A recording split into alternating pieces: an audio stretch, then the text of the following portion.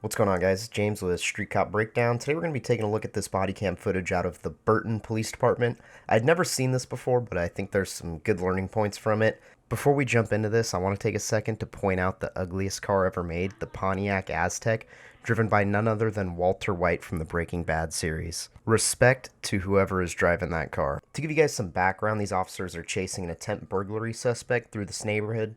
Two of the officers actually end up catching the suspect, who had a fence fall on him while he was trying to run away and jump it. While they were taking the fence off of him, the suspect actually draws a handgun and opens fire on the officers, and those two officers end up shooting and killing him.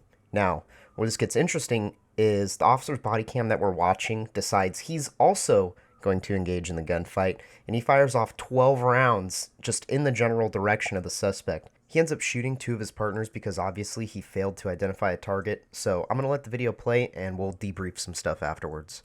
Copy that. Suspect running northbound. Shots fired.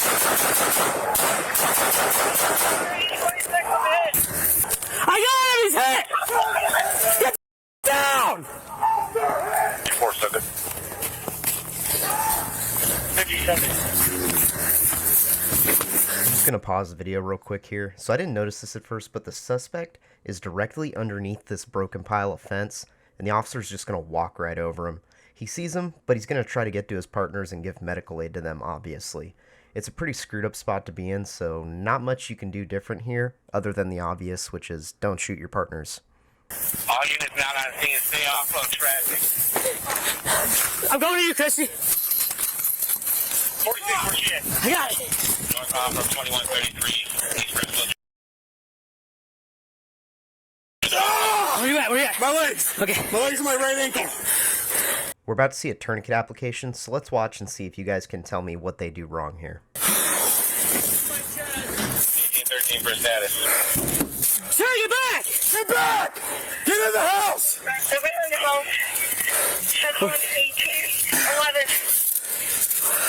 Where you at?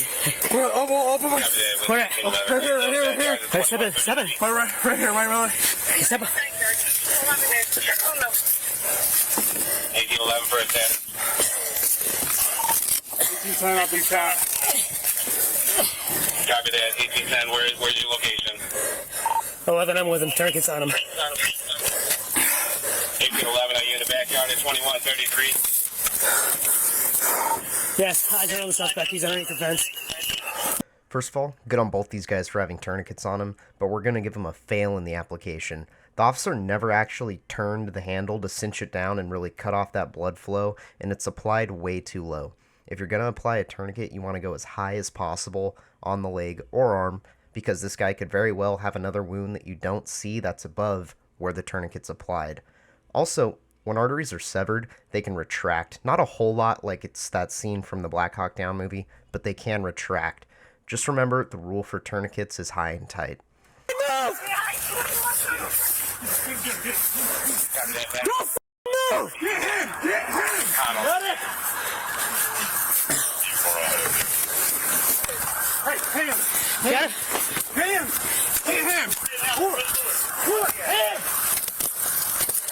Where you hit? Where you hit? City Barnes, north of Connell, turn right on Connell, eastbound on Connell.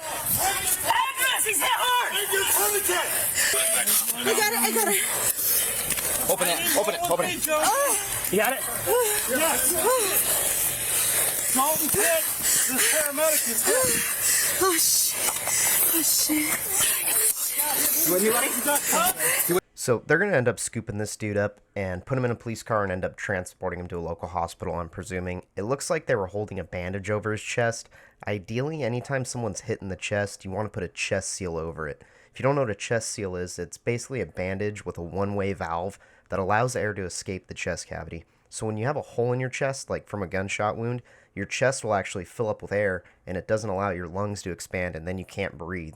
But when you put a chest seal over the wound, it allows that air to escape, and then you can breathe again. It looks like this officer was actually suffering from that. You could see initially he was stumbling over to his partner, and then he just ends up going man down. So I think he would have benefited a lot from a chest seal.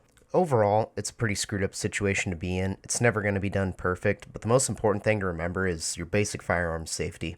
Just know what your target is and what's beyond it. At the end of all this, the officer that shot his partners said that all he saw was a blur that he thought was the suspect, so he started shooting. That's just not good enough, especially when you're using a rifle like he was. You have to be mindful of overpenetration with those rounds. We could dissect this video for another hour, but I just wanted to give you guys the most important things that I think could save your life. That's all I've got for you today, and I hope I'll see you guys again next time.